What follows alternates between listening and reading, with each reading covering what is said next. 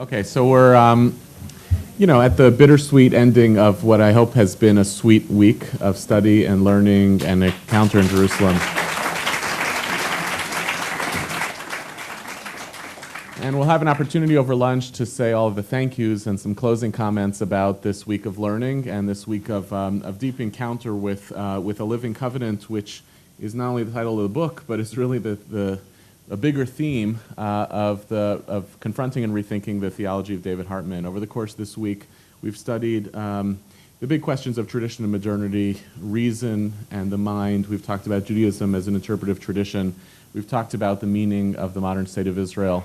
A lot of the major themes that appear not only in A Living Covenant, but throughout David Hartman's work and thought. And today, as our closing presentation, we have an opportunity to engage with I don't know how to say, perhaps David Hartman's prized disciples. It's pretty simple. It's pretty straightforward. Tova Hartman and Donniel Hartman to talk through not just the reflection of what you have studied, but I think more importantly, what is the future of this Torah? A Torah that lives in an institute in Jerusalem, lives in a lot of people's minds and hearts, has informed and transformed Jewish lives for decades, and has a core of, I think, timeless ideas that have direct impact in the Jewish communities that we live in Jewish leadership for a number of generations, and that we believe, and I think you probably share, could have a continued long impact even as the Jewish community evolves in relationship to these ideas.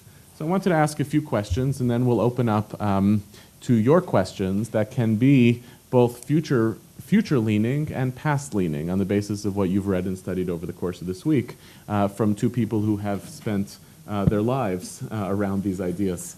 The first thing I wanted to ask, just as a softball question, as you know that there is no such thing, near the end of the book, The God Who Hates Lies, what I found to be, in some ways, David Hartman's most accessible book. His last original book, the last book itself, From Defender to Critic, was really a collection of essays.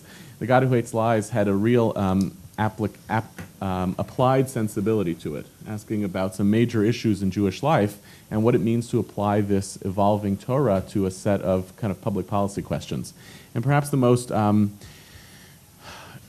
dramatic and emotional components of that book was his acknowledgement of a rupture in his relationship with his teacher, Rabbi Soloveitchik, which, especially around issues relating to orthodoxy and women, in particular orthodoxy and women's divorces. And he says rather painfully in the book that this is where his teacher was wrong.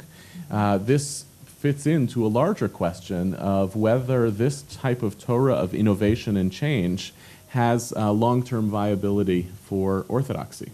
David Hartman himself comes out of an Orthodox background, was a pulpit rabbi in an Orthodox synagogue in Montreal for 17 years, 12 years, thank you,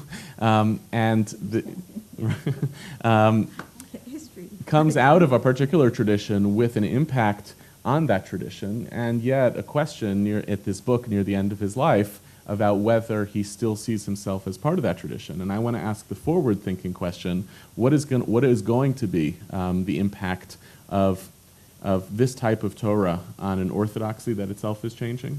And what is going to be the impact of this rupture between Hartman and Soloveitchik for the future of the receptivity of David Hartman's Torah in the Orthodox world?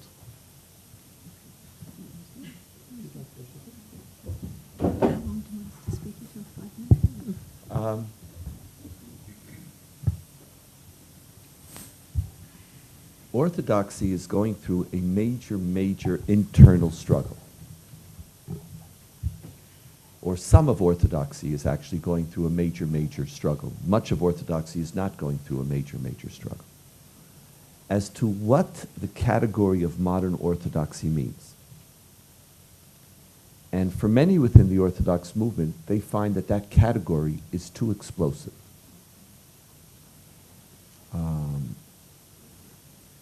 Dr. Lamb coined a different phrase. That instead of modern orthodoxy, I prefer the term centrist orthodoxy. Because modern initially in yeshiva, in modern orthodoxy, had to do with science. That I could be a person of Torah and I could be a scientist. I could be modern Orthodox in the sense that Christianity couldn't be modern in the Middle Ages. I don't have a problem with evolution. Oh, I'm so modern. But modernity was science. Modernity was not a new system of values. And as a result, centrist orthodoxy is just a much safer category. What exactly it means is not that clear. Because what are you the center of? You're usually the center of where people are. That means you're going to be influenced by where other people go. So as a centrist orthodoxy, the one who will influence where you are most often is not you, but is ultra-orthodoxy. Because wherever they move, you have to move in order to ensure that you're still what? In the center. And there isn't a clear ideological stake of where you stand. Now, I think Father's ability to speak either to ultra-orthodoxy or centrist orthodoxy is really very, very limited. And I think he understood that. And that is the essence of his break with Soloveitchik. Because Soloveitchik with him was one type of Soloveitchik, and Soloveitchik in public was a different type of Soloveitchik. Soloveitchik in public ultimately became a centrist orthodox and really relinquished almost completely the modern orthodox label. And the Torah of a living covenant is a Torah for somebody, and that's part of what I was teaching the other day, who wants to be modern orthodox and doesn't, and it's similar to the term liberal. I know there's some people it's a bad term, maybe you can't get elected, but it's actually a pretty good term. Like, I'm liberal in the sense that I believe that people have inalienable rights and liberties, and that it's like I'm a liberal and I'm proud to. It's like it's a good thing, Modern is a good thing, but within much of orthodoxy, there's a profound fear about modernity. They don't know how to articulate, how to change some things without changing everything. How am I modern Orthodox to claim that I'm more authentic than conservative and reform? Because if it's just a matter of degree, if you change this and I change this, I might work. In particular, it's within the conservative movement, which is officially committed to working through halachic process. The lines are very, very complicated. And it's precisely within that place that my father existed. And it's not consistent, and it's not always, it doesn't always make sense. You don't always know exactly where you're going to go, but you're going to be going back and forth. Now, what's interesting is that after decades of basically disappearing from the North American scene, Orthodox scene, modern Orthodoxy is making a return. My sister will speak about this more. She knows more about it. But I think the changes and the ideas regarding gender equality within Orthodoxy, I think were the first place in which modernity started to reclaim a place within Orthodoxy. Chovevei Torah, the beginning of the ordination / non-ordination of women, or whatever that might be, the tremendous rebirth of Torah study. Even though not all of it is modern, it is incorporating modern values. The Torah that my father spoke about is profoundly necessary and important for that group of people. But it's really not, and I'll end with this. I remember when we had a rabbis program. We have, as you know, rabbis programs at the Institute. And we had a program we have a 3-year program for rabbis, and I won't mention, it's a city where the nation picks a number of the rabbis each year.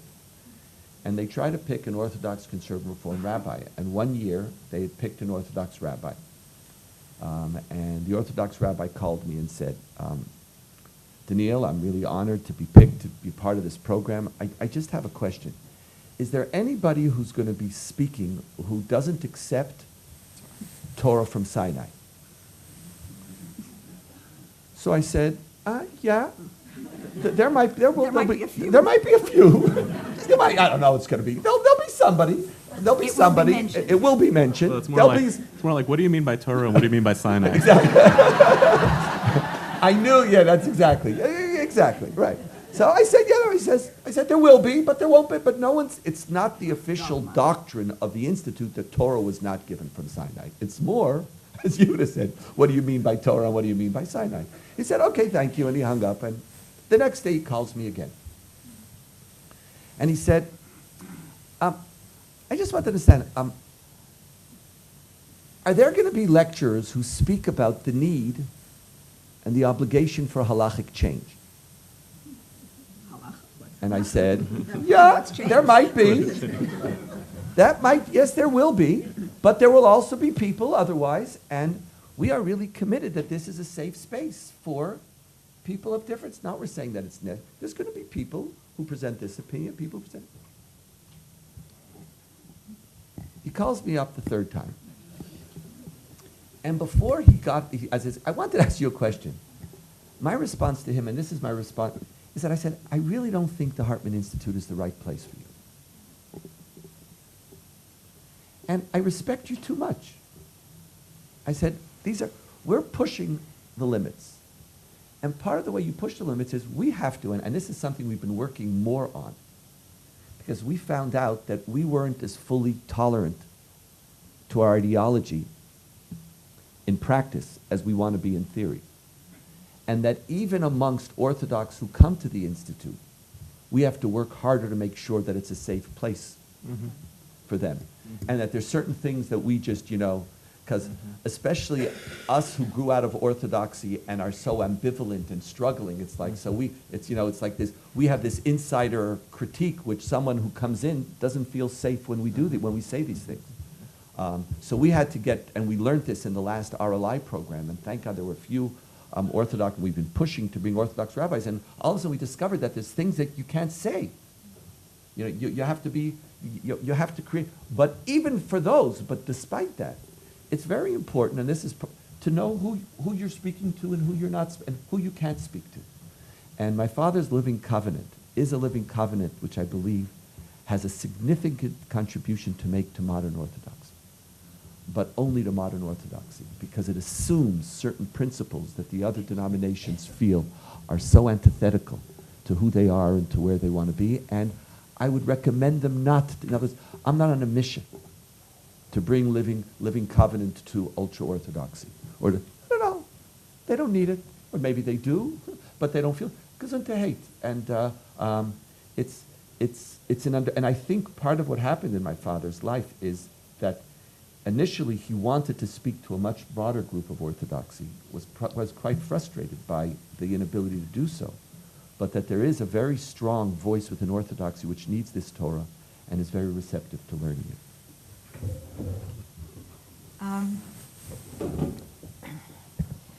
I think I'd like to continue from where Donniel ended and speak something about modern Orthodoxy. And as you said, in the end of my father's book, he spoke about the rupture being from feminism, and that was one of the ways that, or the places that he knew that there wasn't.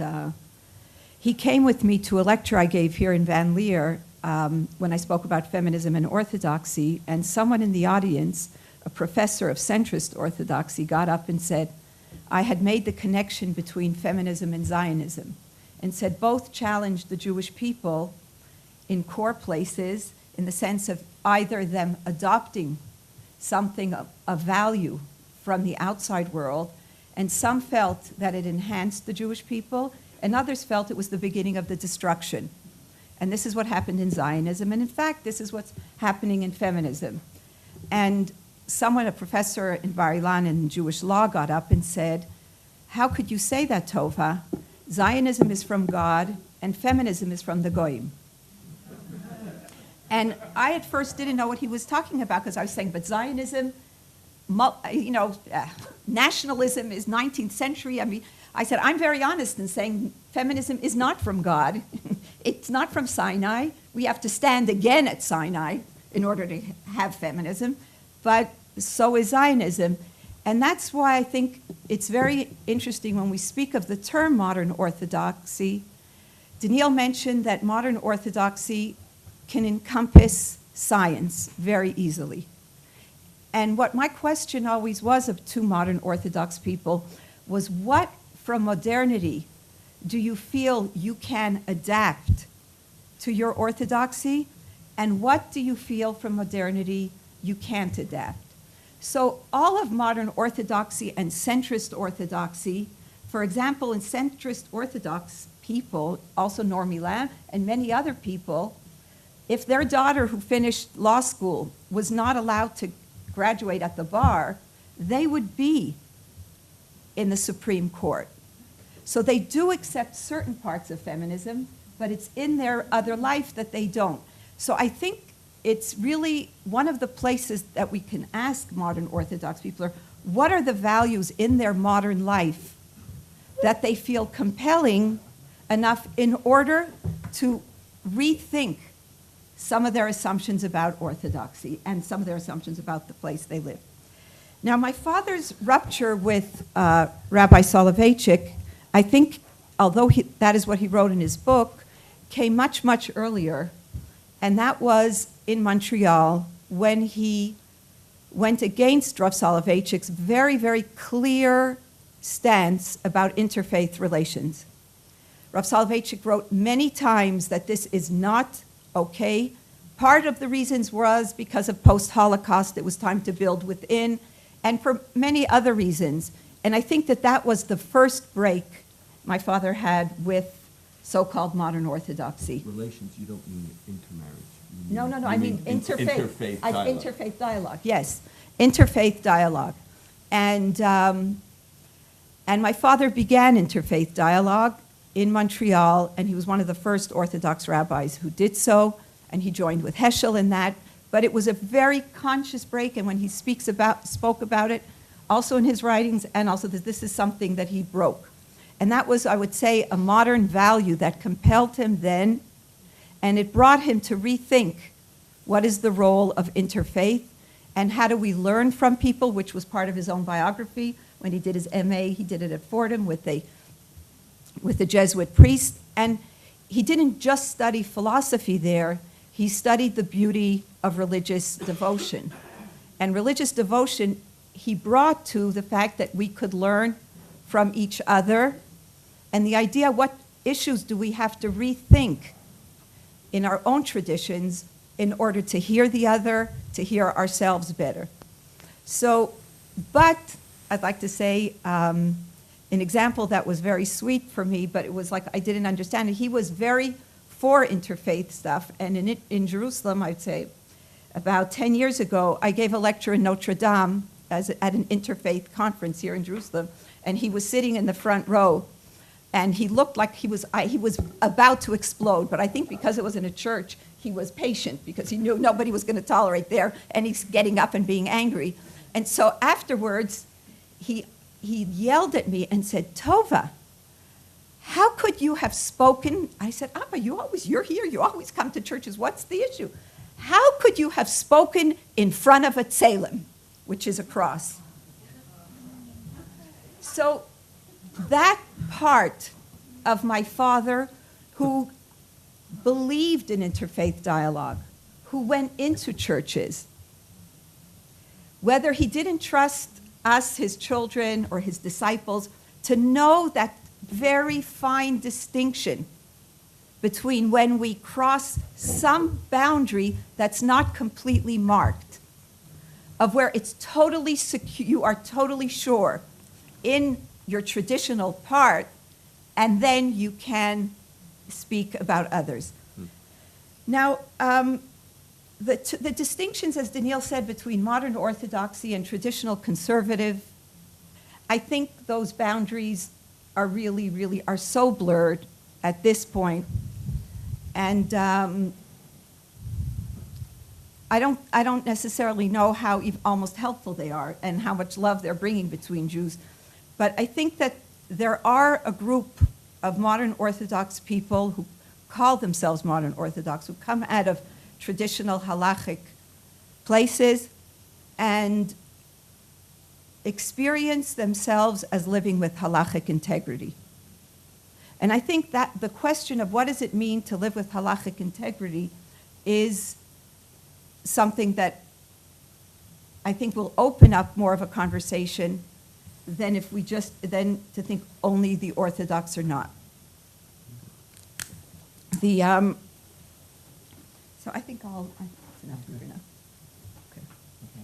We're gonna hear the question. For the first time, for the first time in my life, I bumped into, I guess this is common for many of you, but an American Jew that defined himself as a secular Reform Jew.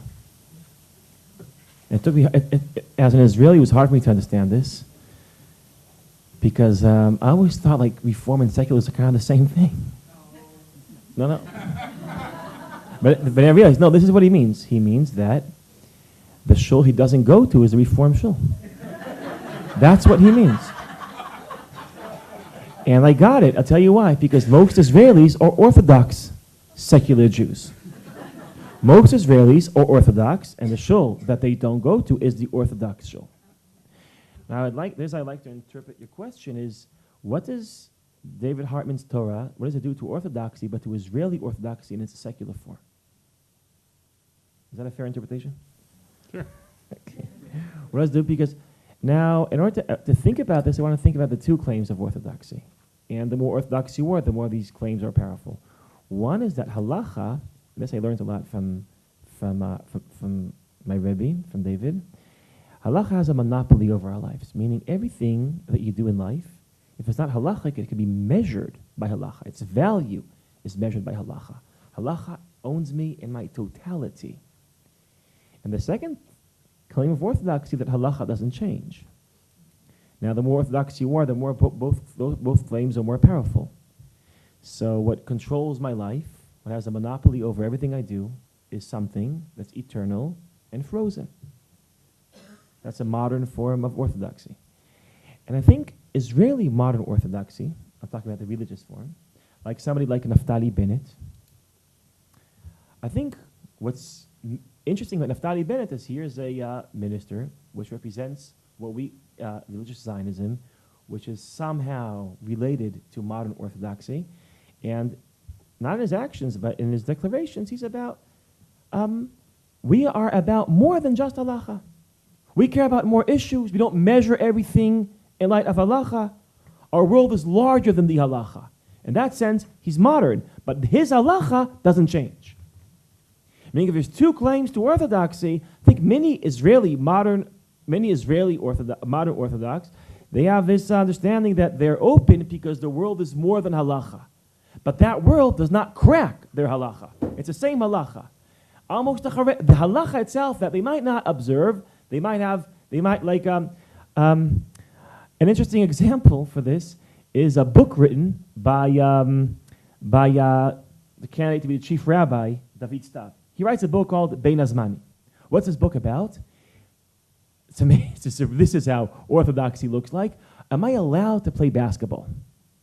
Am I allowed to go to a concert? And he finds halachic tzidukim, justifications to play basketball. Why? Because his question is the following halachic question: why is playing basketball not bitul Torah? Bitul Torah meaning you might not allowed to play basketball because if you have spare time, what are you supposed to do? Study Torah. So why isn't that? So he thinks he's very open because he's willing to offer halachic justification for forms of life which aren't necessarily halachic. So your world could be bigger than halacha, but does that world change your halacha, have an impact on halacha? I think that's the difference between modern Orthodoxy in Israel and modern Orthodoxy in America. That in America, their world might be bigger than halacha, and people like Chovevei, like you've mentioned, they actually have, that world is in dialogue with their halacha. Now, since that's the orthodoxy and modern orthodoxy we have in Israel, secular Israelis, that's the orthodoxy that they're not. I think David's Torah could have a tremendous influence, not in the modern Orthodox Israelis. I think it could have a tremendous influence on secular Orthodox Israelis. And I think the great idea that he brought to this world, the idea of a covenant, which I want to understand as a dialogue, could have a tremendous effect on secular Israelis for the following reason. The way I understand his interpretation of Soloveitchik is he expands the language of covenant. Soloveitchik uses the term brit, he uses the word covenant, but he says that human beings and God have a brit. They have a shared, they have a shared project, and their shared project is the creation of the world. According to Soloveitchik, God created an imperfect world, meaning the creation didn't end yet, according to Soloveitchik. And in that imperfect world, that world that's not, that the creation didn't end yet, he planted a human being that's created in the image of God, an image of God, according to the convincing interpretation of Soloveitchik. Tselem Elohim is your ability to create things yourself, and the role of human beings is to end the creation. Chapter 1 in Genesis is about the creation that's not over yet, and human beings can end the creation. Therefore, human beings and God are creating the world together. That's the brit, according to Soloveitchik. I think what your father's chidush is, that he says, yeah, we're not only bebrit, we're not only in a covenant in creating the world together, we're also in a covenant in expanding the Torah together. And through interpretation, we're not only exposing the hidden meaning of the Torah, we're also creating the meaning of the Torah. And in that sense, we're not only creating the world together, we're also creating the Torah together. He has some radical lines in a living covenant saying that sometimes the interpreter is the master of the text. You control the text. It's not the text controlling you, that's classic orthodoxy, but you're controlling the text.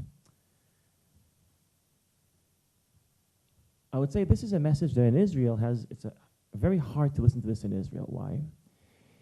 Because the Israeli form of orthodoxy and modern orthodoxy thinks that as readers of the text, we obey the text. We're controlled by the text. Meaning it's a monologue. The text is telling us how to live, and at our best, we try to obey the text. But secular Israelis, there's also not a dialogue, but not because they erased the reader. The reader doesn't exist. It has to melt into the text. The text doesn't exist. The text has no real meaning. The text can't guide me in any sense. And I think the Torah of your father, where it's a real dialogue, meaning I'm listening to the text and still not melting into the text. The text counts, but I count too. And there's a real dialogue here where I'm not living in my own world. There's a text that's guiding me, but I'm also not canceling my world. And I'm expressing it too. That model, I find is extremely attractive for secular Israelis. Meaning, I think your father's Torah can reform the orthodoxy of secular Israelis. I just want to answer one thing that I just would like to add to that and talk about it from a different perspective. And that is, Micah, you came to my father as a modern Orthodox student in the high school that they started for modern Orthodox kids. And I think in all reality, the hundreds and by now thousands of kids, boys, and now opening a girls' school that also takes my father's Torah and how it has developed into reality is transforming Israel in modern orthodoxy quicker and in a more expansive way than to the modern Orthodox secular Israelis who might read his books. So I think just a little bit like from your own biography, and you came to the high school, and I think we should, like, a little bit, there's the impact in the Israeli life, and all these kids have gone onto the army, and I would like to just say something personal, to see them all come through during Shiva, when we sat Shiva for Ma'ava, all these young men who have gone through the school and have gone through his Torah, and who, whether they're now Orthodox or not, how that part of, and how they are bringing their kids up. and the places, the yishuv, the settlements of, or just different communities that they're active in, and the different shuls now that they're all creating in their communities. And so I think I just find a little bit that the dichotomy of that is not completely working, and there's a lot of people who call themselves modern Orthodox have actually been trained in the school. And I think there's your father has he changed the world in two channels: one through his students, and two through his Torah, through his books. And I think his students modern Orthodox students were really touched by him and changed by him.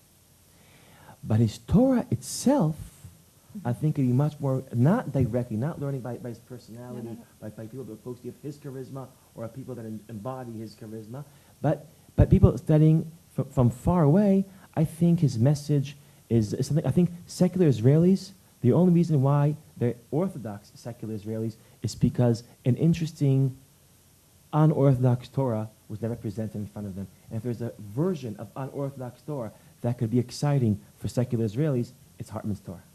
So I want to continue this in a little bit of a different way, which is talk a little bit about authority and subversion, both of which are themes that appear in David Hartman's work and actually appear in all of your work. And I'll just, with a short anecdote, there was a conference, I may have mentioned this in one of my study sessions, 2 weeks ago in New York on Agunot. And that was actually the prompt in The God Who Hates Lies for David Hartman's Break with Soloveitchik, are women who are chained to their husbands as recalcitrant and won't give divorces, and whether halacha can find a solution, a legitimate, authentic solution to help women out of this problem. And in spite of everything that has been written about this problem for approximately 2,000 years, there has been very little that is actually done to remedy this problem. So there was a conference in New York 2 weeks ago, the Jewish Orthodox Feminist Alliance, together with the Tikva Fund, a lot of speakers. And I read something that a colleague of mine wrote afterwards, where his response, his takeaway was, we need new rabbinic courts. In other words, we need rabbis who are willing to be flexible and lenient in all sorts of ways. And I was struck by the irony of that comment, that his response was essentially, don't subvert the paradigm of authority. Just have different people with a different sensibility who are actually reinforcing the same authority structures that have been so problematic for so long. I'm curious to hear from you all, as readers of David Hartman's Torah, whether the outcome of that Torah is a reaffirmation of authority, of rabbinic authority. And we have 175 rabbis in the courtyard right now studying Torah who are authority figures back in their community. Is the outcome of this Torah more authentically in the affirmation of those authority structures, but let's give them tools to do something a little bit more nuanced, more liberal, more flexible? Or is the outcome of this Torah to radically subvert the authority paradigms that actually exist in Judaism and empower Jews to actually take their tradition back? Who wants to go first? As the moderator, you have to start picking. Well, since you haven't spoken in a while, Donniel, you'll go first. My father hated authority figures, disdained it. That's the truth. He couldn't breathe in the midst of authority figures. And he could be an Orthodox Jew as long as there were no Orthodox authority figures over him. And one of the advantages of Soloveitchik is that he didn't speak halacha that often. He just didn't. His authority, his authority was the authority of a teacher, primarily. Now they're making him a Hasidic Rebbe, which is an interesting thing, but that's what you tend to. Some who try to respect end up disrespecting in the deepest way. There's two types of authority figures, and you mentioned two groups of rabbis. One is the people, we need new courts, and the other one is the rabbis who are living in who are in the courtyard at Hartman right now. A teacher is an authority figure of a certain type. You really aren't an authority figure. It's something you have to constantly earn it on an ongoing basis. All the power, you know it. You're an authority figure because of the quality of your product. No one's sitting here and saying, you're my authority figure. You have to earn it, and you earn it every single day. Every day, your community comes to you, and it depends on, now there's a trust, but there's an authority which you receive from somebody on the outside, and there's an authority that you receive from the people who choose to come to you, who in fact are the real authority, because all the power is in their hands. It is that second type of authority figure, the authority of a teacher, who is powerful if they teach a Torah that's meaningful. My father embraced. The authority figures of rabbinic courts and of conferences and groups, he not only disdained, he found aesthetically repulsive. He found that they didn't allow for the necessary individual innovation that a human being needs to have the room to do at any given time, and in particular within specific contexts. And that's probably his biggest break with the classic Orthodox. The reason why the centrist Orthodox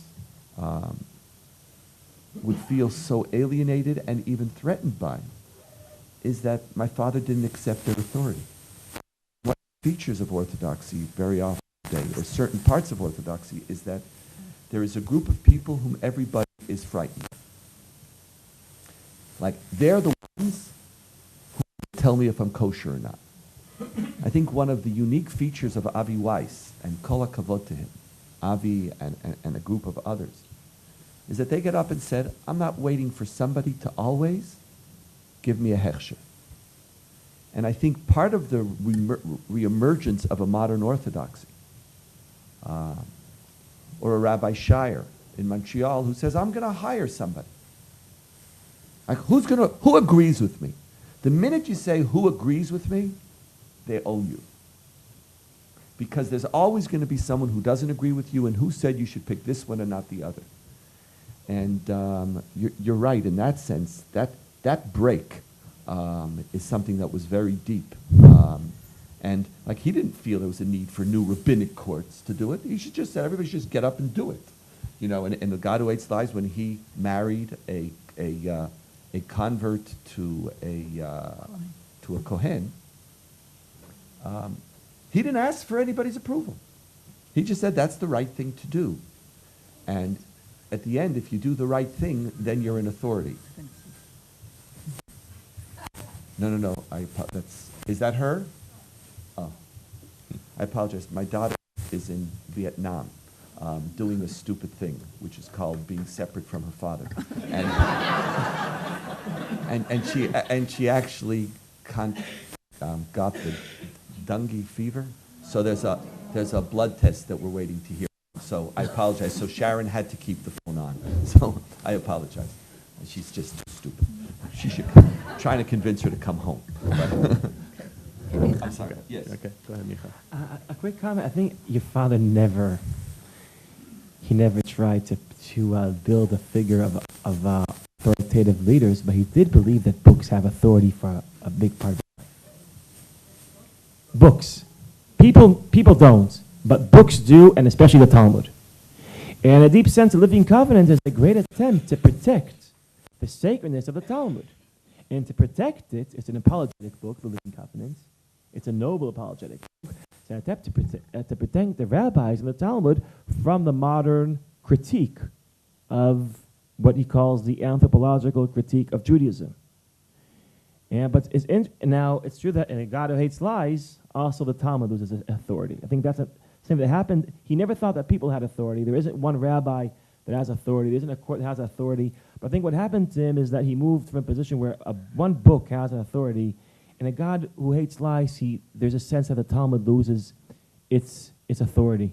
But what's interesting about his attempt to defend the Talmud from the critique is that the critique was that the Talmud creates submissive human beings, people who are very sensitive to authority. And his argument, the way he protects the authority of the Talmud, is arguing that actually the Talmud liberates you from a sense of authority. So now there's something, but something changed. He became angry not only at the current rabbis, but also at the Talmudic rabbis. He became very angry in a God who hates lies. But here's something that I never understood in your father's Torah. And I asked him a few times, and I still didn't understand.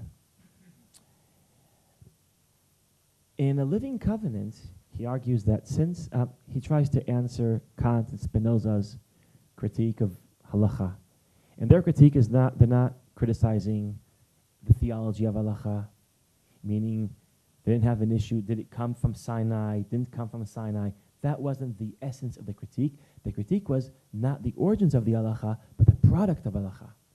What kind of a human being does halacha produce? And Spinoza argues, and Kant, but this is articulated at Spinoza, that halacha produces a submissive human being, and as a result, a kind of human being that's very easy to control. Therefore, people that are halachic make very obedient civilians. That was Moshe Rabbeinu's, that was Moses' understanding. To create a powerful sovereign state, you have to have very submissive civilians, and halacha trains their mind to accept authority. As a result of this reading, the product of halacha is everything that modernity is not.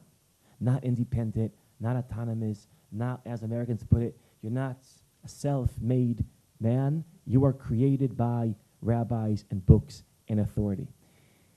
Hartman tried to attack that and to protect the Talmud from that accusation, bringing in the covenant model, saying that the rabbis didn't see themselves as obeying the law because they saw themselves as participating in the creation of the law.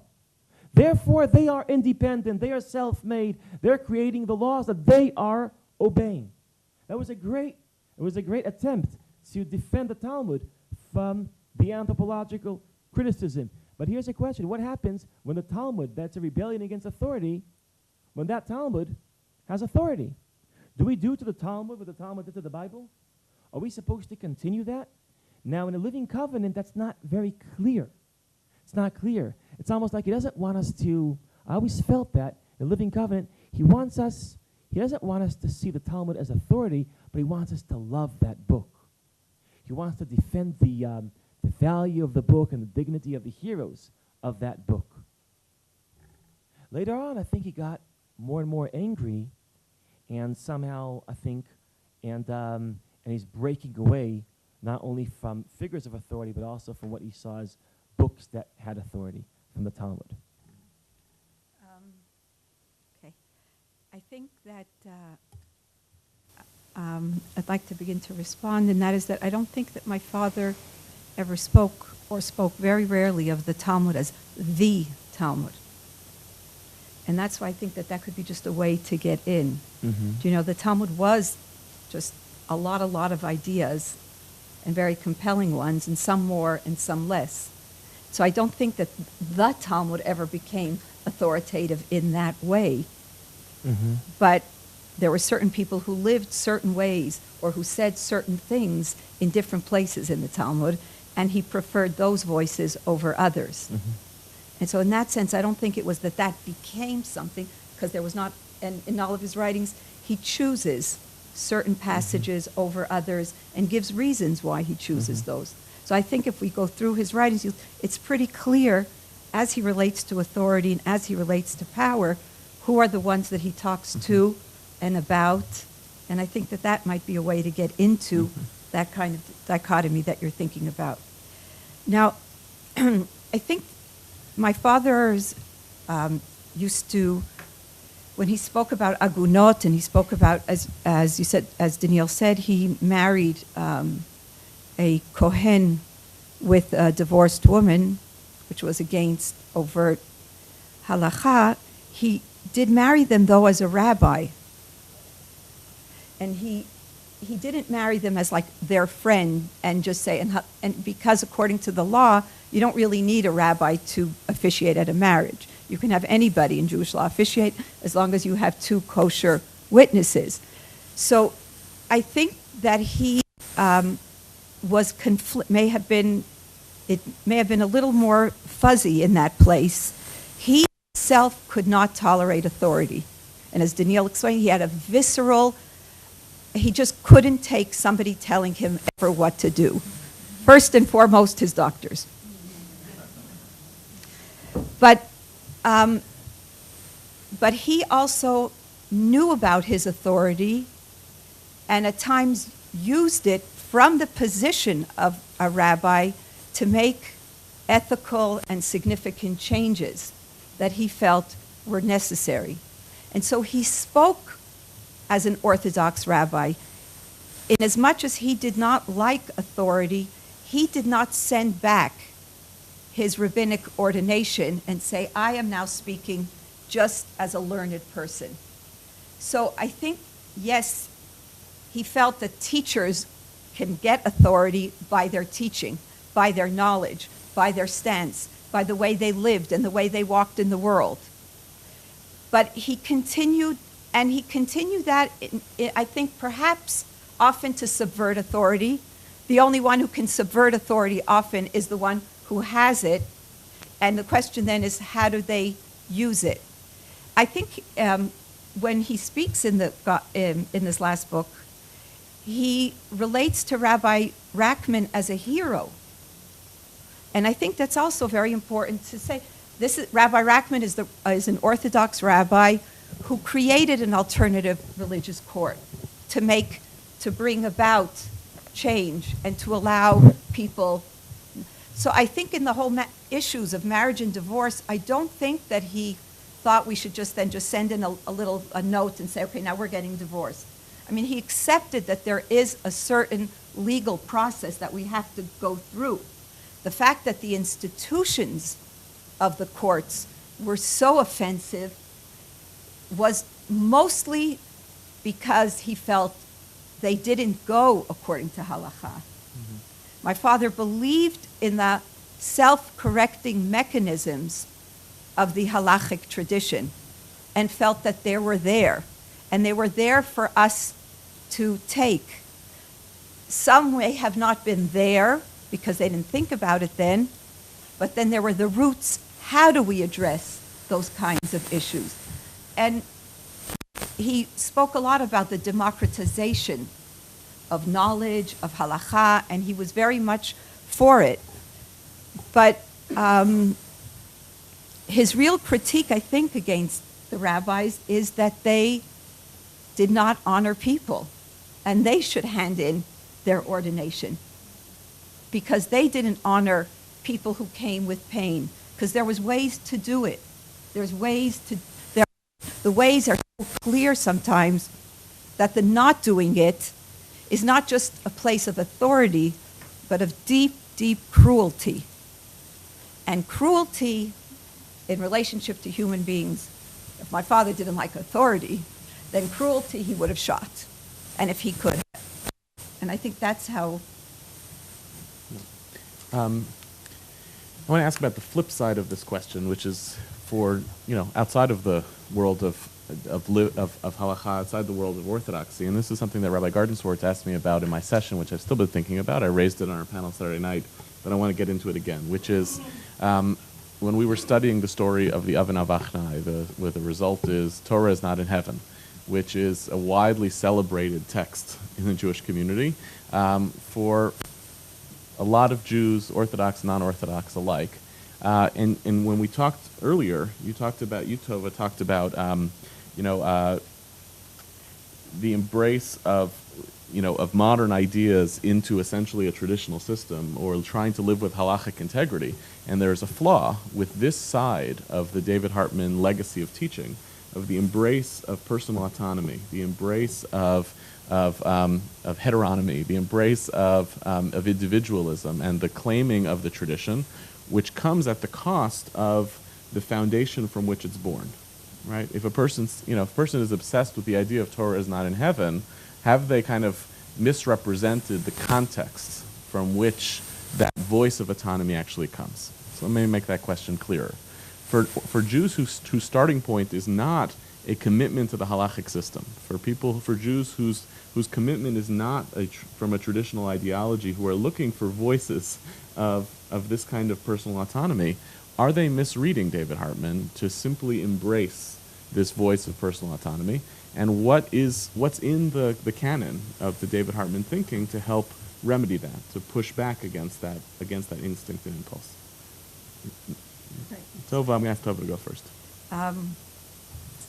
The Tanor Shelachnai story is, as I used to say, my father was a mother. We would have said we were nursed on that story. That story is a little more complicated than just the few sentences in that story. And I also think that although my father taught that, he taught alongside of it another story, and that was in the discussion between the house of Hillel and the house of Shammai. How do you choose who should, according to who should be the law, the halacha? And that story says that then a bat kol, how do you say bat kol? The voice from heaven. The voice from heaven also intervened then and said that the law should be from Bet Hillel.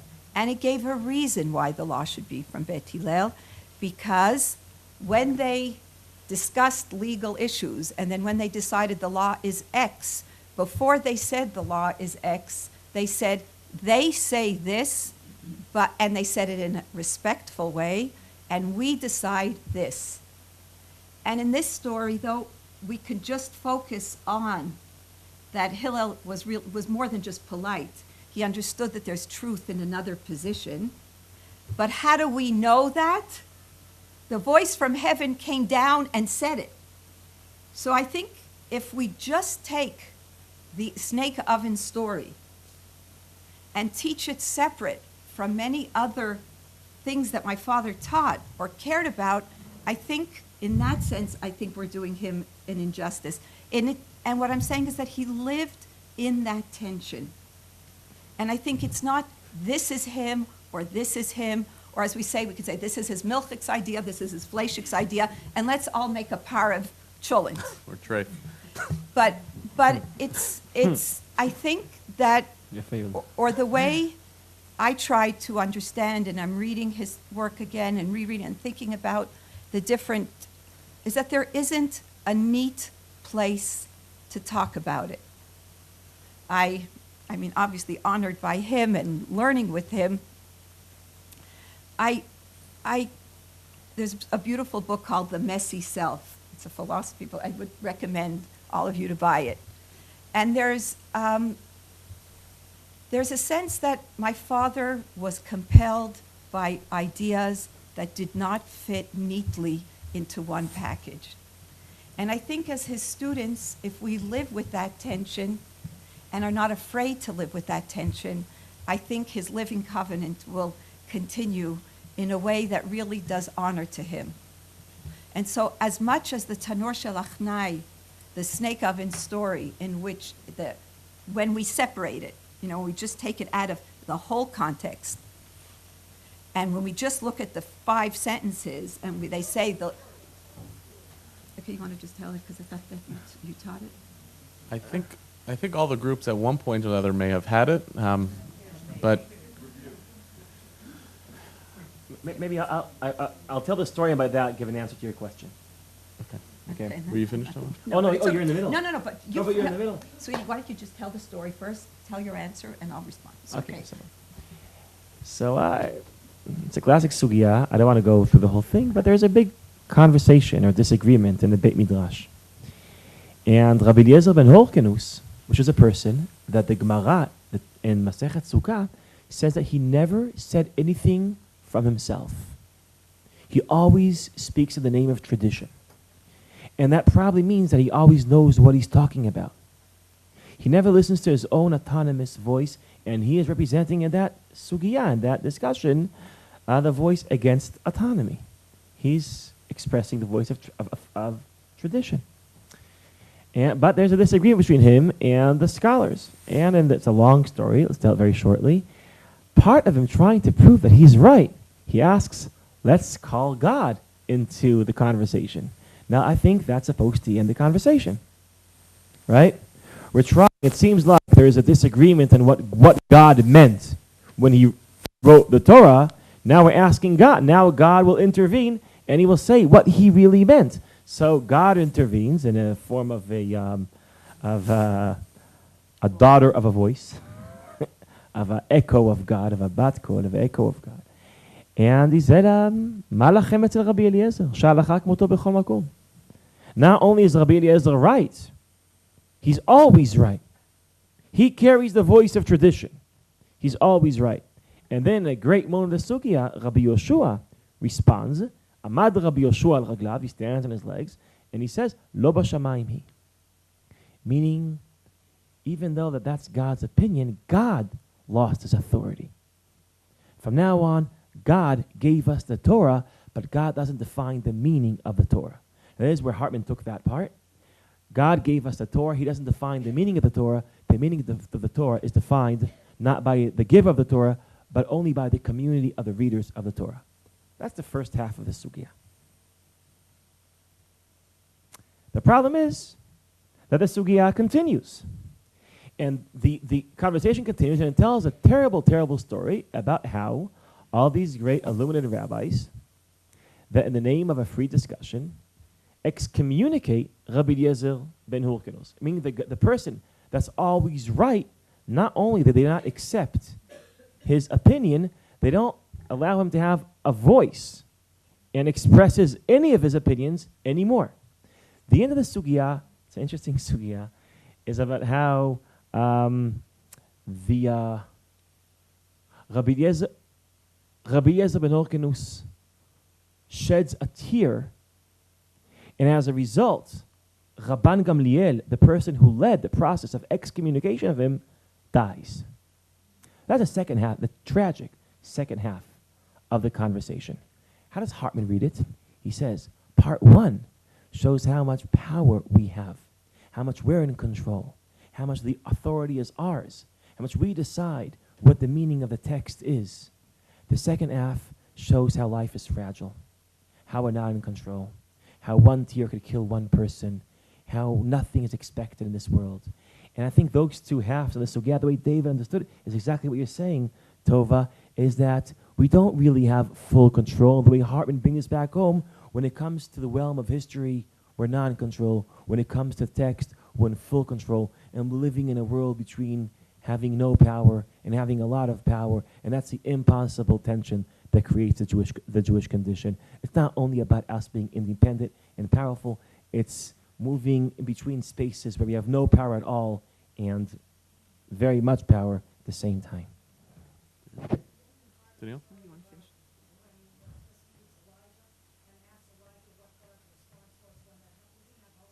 That's right. That's a part of the story that I skipped. Yep. You want to respond? Or no? You don't want to respond?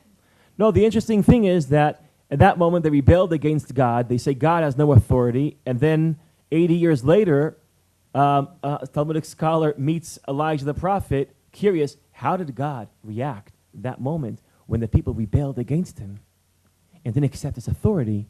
And the answer was that God, kachayich, God was smiling. V'amar litzchuni banai, litzchuni banai.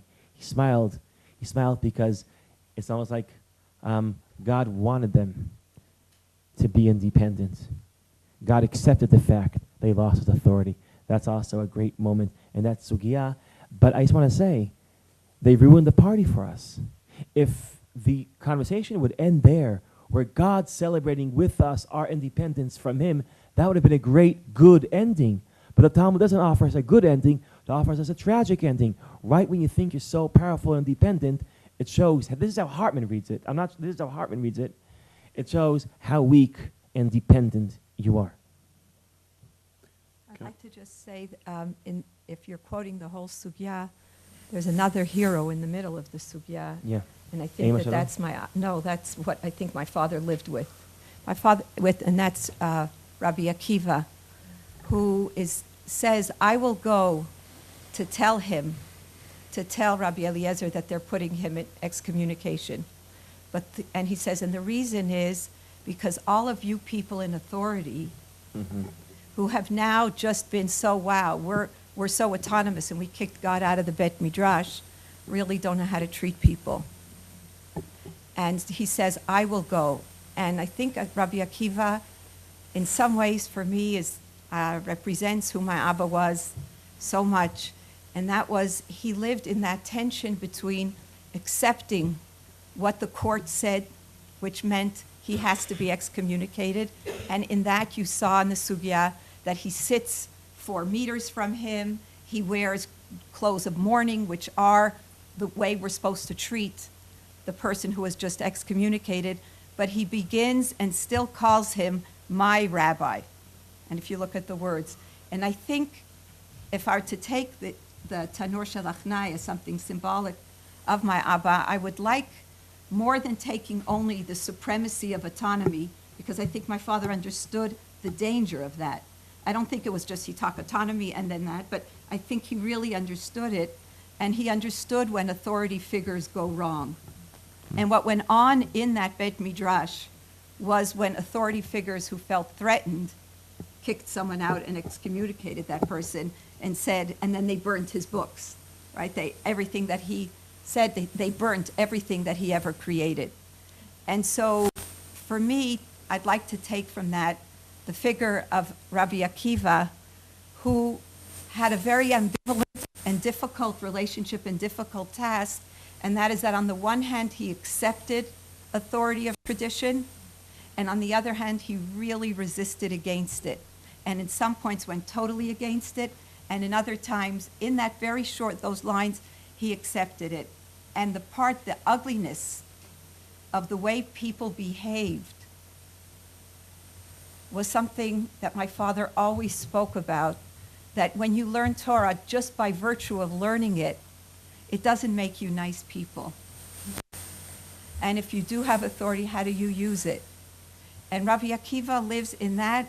And just a personal thing is the day before he died, I was sitting with him and we studied, I was saying again, the role of Rabbi Akiva and how I felt he was, for me, who he was. Wow. Donniel? I want to just add one other piece to this, which is, in addition to what you've played out, I think the other piece of a living covenant about that particular story is, as much as humans perhaps have autonomy over God's Torah when it's in our world, I think part of the reason why the tear is shed, I think this is in a living covenant, the tear is shed and somebody dies, is that God's justice in the world, you still have no control over God's justice in the world. In other words, you can have control over Torah because that's in the province of human beings, but it creates, in essence, the mystery of the divine will in the world. And I think a big feature of David Hartman's theology is separating those two realms.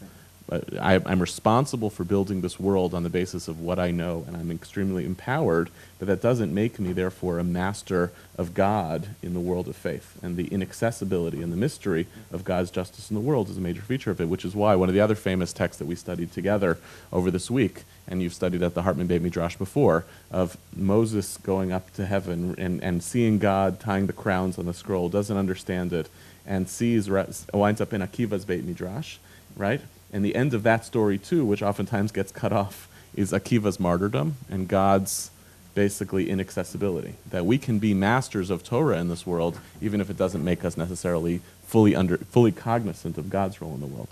Let me ask one last question, then I want to open up to some comments. And then we'll take a totally different tack here, which is, in addition to being really important public intellectuals for the Jewish people, all three of you, and I get the Torah that you've learned from David Hartman that has guided your own intellectual journey. I get a piece of it with each of you. But you're all also institution builders. And I think that's probably not coincidental, certainly not to the design of the panel, but also as students of David Hartman. And I'm curious, what of David's Torah, we talked about the pieces of Torah that animate the ideas that you're sharing today. But I'm curious about what piece of David Hartman's Torah animates you to build the institutions that you built.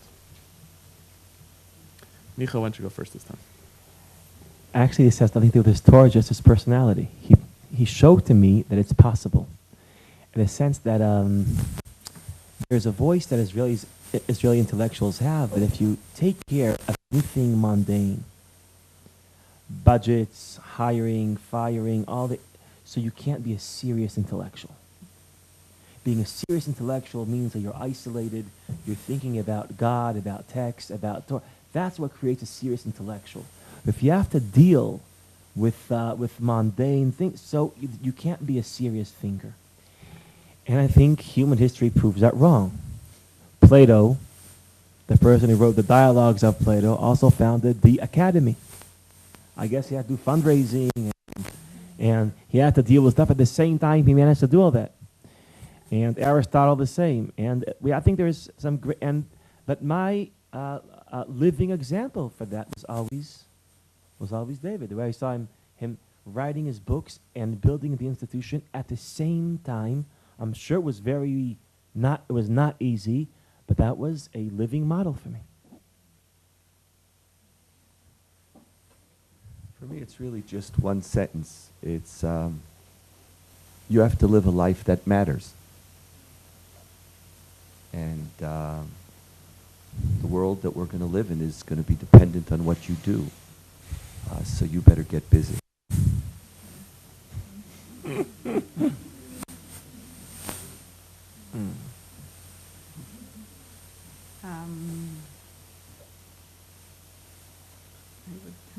You have to get very busy.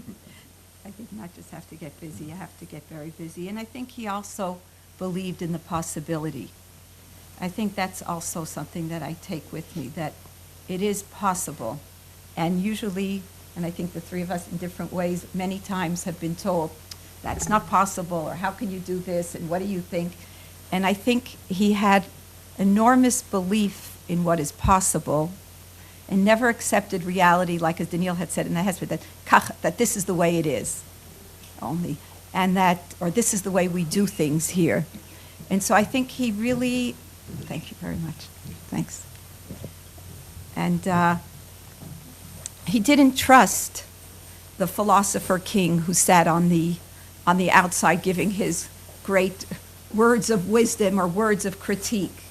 And that kind of social critic was not ever moving to him.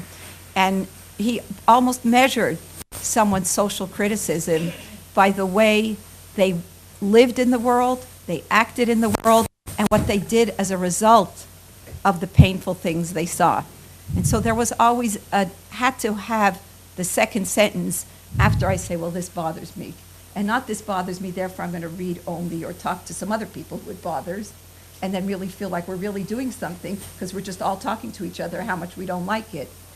But that it was incumbent upon us to do something, and he believed that it was possible to do it. So let me take a couple of questions. I'll take them in batches and get some responses.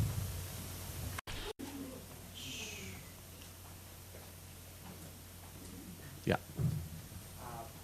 He's writing all these books and building this institution and encountering all these tensions. I wanted to talk about a phrase that hasn't occurred in the week, but I think about a lot, which is peace of mind.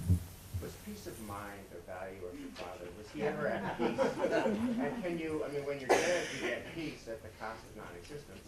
Can the living who are building and struggling and striving and aspiring, can they ever be at peace? Let me take a few and then we can respond.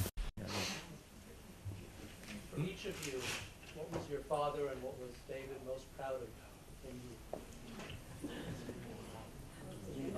Again, I'm sorry, I didn't hear. What was your Not a father fair and question. your teacher most proud of in you?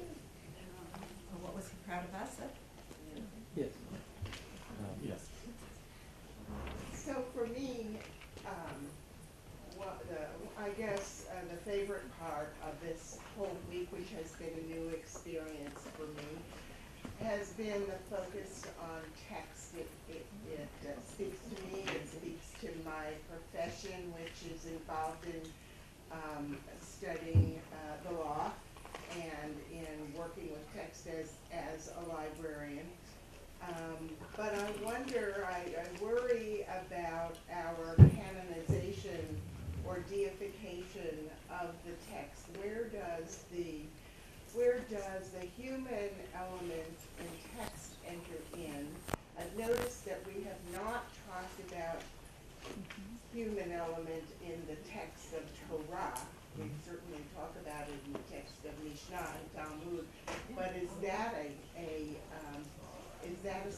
same subject here in David Hartman's tradition. There's sort of an irony. We spent the week trying to understand the thought, the theology of David Hartman. Yes, in part as an authority figure. As I don't know exactly how Yehuda introduced the three of you. It was a sort of an awkward term, but as three people who understand his theology and his life really well, which was an integral part of his theology. As you go forward, how do you deal with the okay, this is me, this is my thought, which was clearly a really important part of what he was teaching you, versus, well, what would Abba have thought? You know, I mean, it's almost it's a personal question in part, but it's also a philosophical question. I don't know if you meant it this way, but I heard maybe Donniel saying in effect that the orthodox, whether you describe as centrist or ultra or Haredim or whatever, are really written out of this conversation. That there's no way to reach them. Is that true? And if so, what does that mean for the Jewish people going forward? Just take one more, and then I'll let you respond to whichever piece it is. Yes. We've seen in the course of the week how the living covenant means in David Hartman's work that we co-create the world, that we co-create the Torah, and now we're to co-create the state of Israel, to bring the best precepts of Torah, try to bring them into social and political reality here. So we've seen many examples of how you do that here with the institutions you've made, Tova with your synagogue, Micah with your school, but it's not as clear other than giving money how we help with that from America. What can we do?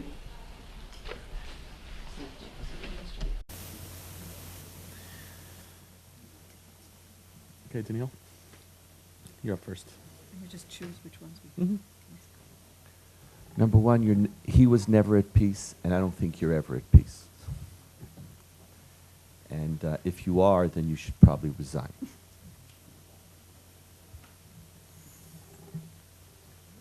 Question 2, someone else has to answer. What was he proud of? Proud of.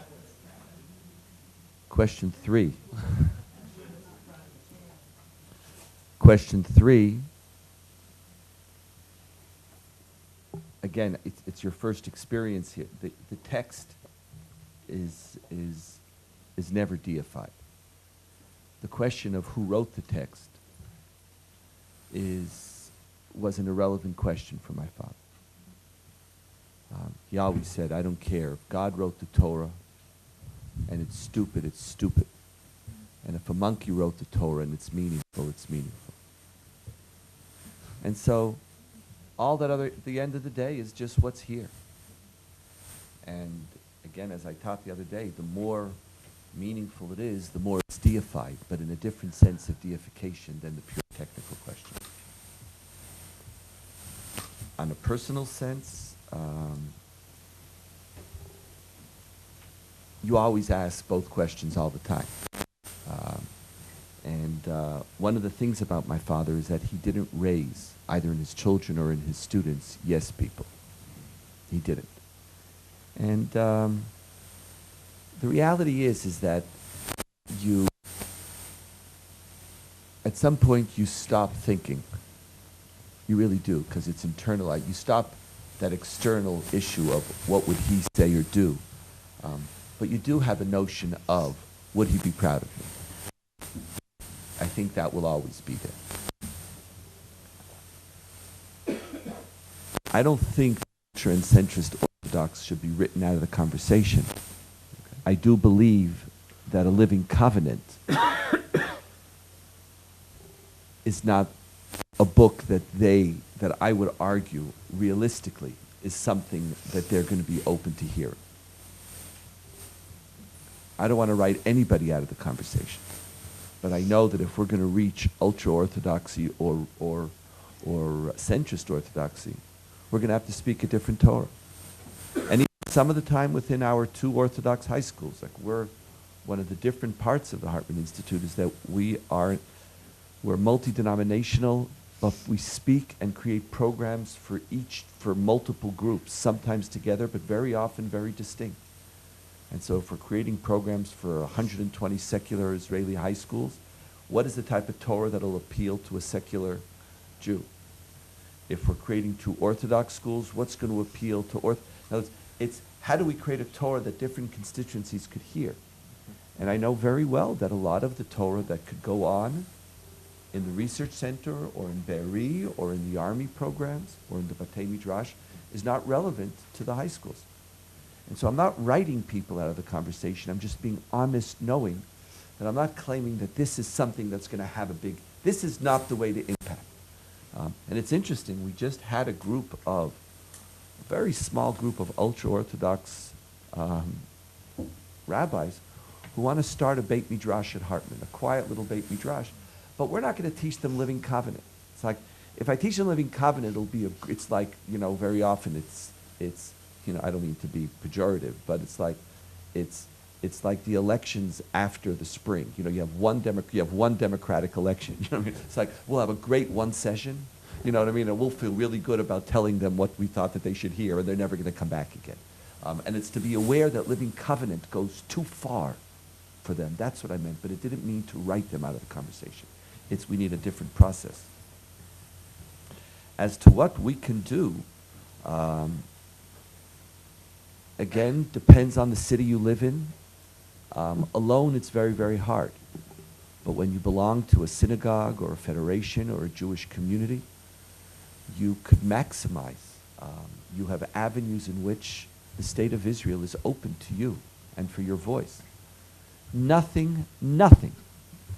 Talk 3 institutions and go across every single innovative institution in Israel, whether it's medicine, science, or education, has been done exclusively by Israelis.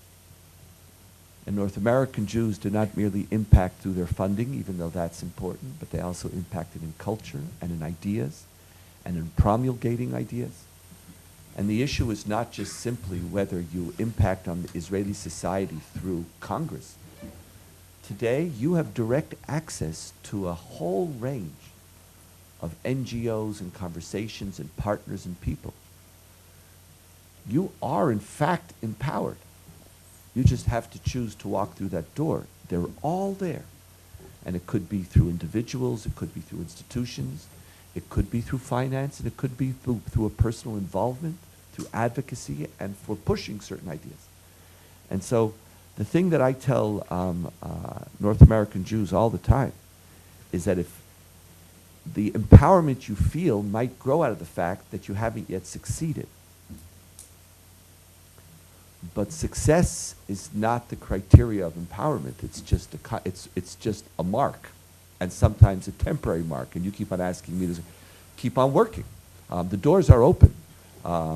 Some people are listening. Some people aren't. Speak to those who are listening, and then you will make a difference. Second, Micah, go ahead. So I don't have a lot to add. Just 2 comments. One about, I actually had a conversation with him about your question, because about the human element in the Bible. Because from a living covenant, it's clear that he thinks that God wrote that book. Because that's the structure of the covenant. He gave us his words, we give meaning to his words. So the covenant the dialogue only has meaning if God is aside there. If he wrote those words, we're injecting meaning into those words by our interpretation. So I asked him, so God wrote the Bible? The Talmud is us, is human beings injecting their human meaning into the Bible, but the Bible itself is stripped from humanity? That's your theology? And he said, no, that's what I wrote. No, I mean, it didn't write that. That's assumed. It's there. It's assumed. You have to assume that, or else the text didn't make any sense. And then he said, the covenant is not with, he said to me, the covenant is not with God, it's with the Jewish tradition. It's our dialogue with our past. That's the dialogue, which is very powerful. That means that because, and this take Hartman all the way, because by the dialogue with our tradition, we're creating that tradition. And the future, if we hold on to this tradition, so the dialogue we had in the past will be one day that past, that the future will have a dialogue with us. In that sense, it's still living. And Rabbi, I like to disagree with Donniel. This is something that I had a problem with David, that he didn't have peace. He was always frustrated in the Jews, Israel. He was always trying to change everything. He was always trying to make a difference. And this is something I want to, and you said that if you have peace, you should resign. I'm searching for peace. I don't want to... Cool word is? Yeah. Searching. Found it. No. Maybe we'll go to the beach afterwards, drink a beer. I mean, it's something that it's definitely something, that totality, that intensity is something I was inspired from, but also I don't want to be swallowed in personally.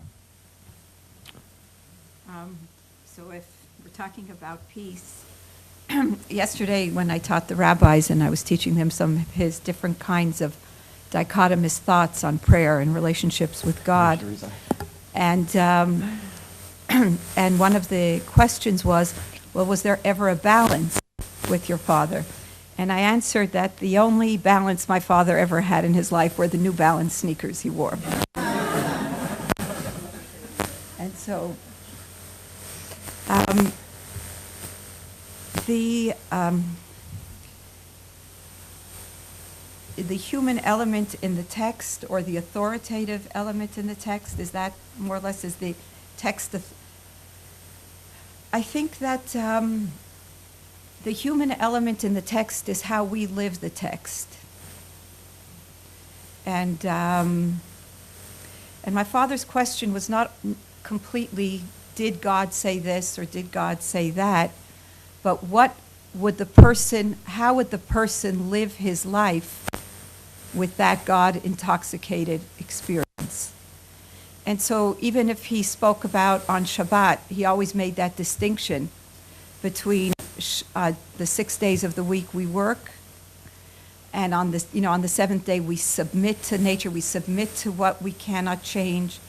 But he never stopped there, and he always added that little nagging question, and that was, how does the person who lives with the Shabbat consciousness, how does he behave during the rest of the week to his workers, to the ecology? And so again, it wasn't, does he this or did he do that?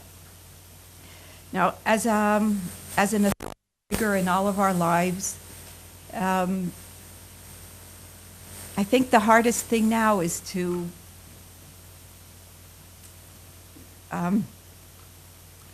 talk about him and not to talk with him. So I think when we spoke with him, although he was authoritative, there was voice for all of us who agreed or disagreed in many different ways. And even though a lot of his personality was authoritative, and when he believed something, that was it at that moment, there was room at many other times to come back and to discuss and to try to convince. And there was room, and one of the beautiful things that I think that we all experienced with my father is that he could come back and say, you were right. He wasn't wedded completely to his formulation of that. And so in that sense, I'd like to take that model as authoritative. And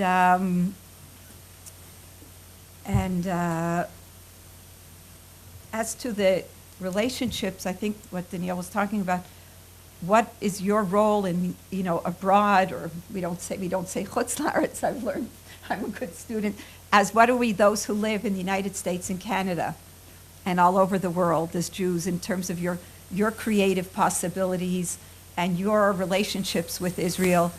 And one of the things as well I'd like to say that I learned from him, it is not to ask only the Jewish people around you, what are your needs, and I'll create something to suit your needs. But one of the roles of leadership, whether it's lay leadership, rabbinic leadership, is to create needs that haven't yet been discussed. And when you create those needs, people will follow you with your vision, and in that way, you'll be able to join other people with visions. Thanks. So I wanted to share a short anecdote with which to close, and it goes to your question before, which was when I was in yeshiva, our teacher would assign a piece of text. We were supposed to study it for 5 hours, and then you would have the shiur together. And my chavruta, my study partner, and I were stuck on a particularly impossible text. We just could not make sense of the rationale within the text and why our teacher had brought it. We spent about 5 hours arguing with each other. And then we went to our teacher, because we just, usually you wait for the shiur, but we couldn't get there. And he looked at what we were arguing about and took out his pen and crossed out one of the words, which he said was a typo. Now, at the time, that was very annoying, right? But in retrospect, it tells a little bit metaphorically, if it's not too far of a stretch, of the story of what I think we're describing here, which is, on one hand, you bring your full self into the engagement and the learning. You sit in a Beit Midrash, you fight with the text, you argue not just with the text, but the people with whom you're studying, and you don't walk away from it, because that itself, that's what we do. That's what Jews do, is they live in the context of that text. We at the same time believe that sometimes the text has to be wrong, and sometimes we feel empowered to actually take out a pen and cross it out and say, I can't let it speak to me. So I've made, in the 18 years or so since this happened, I've made peace with that moment as actually a signal of what it actually means to live a Jewish life and a life of learning. Is sometimes the text tells you exactly what to do, and it speaks to you and it sings to you. Sometimes you tell the text what you need to hear from it, and sometimes you make a change to it. So thank you to the three of you. It was a beautiful panel.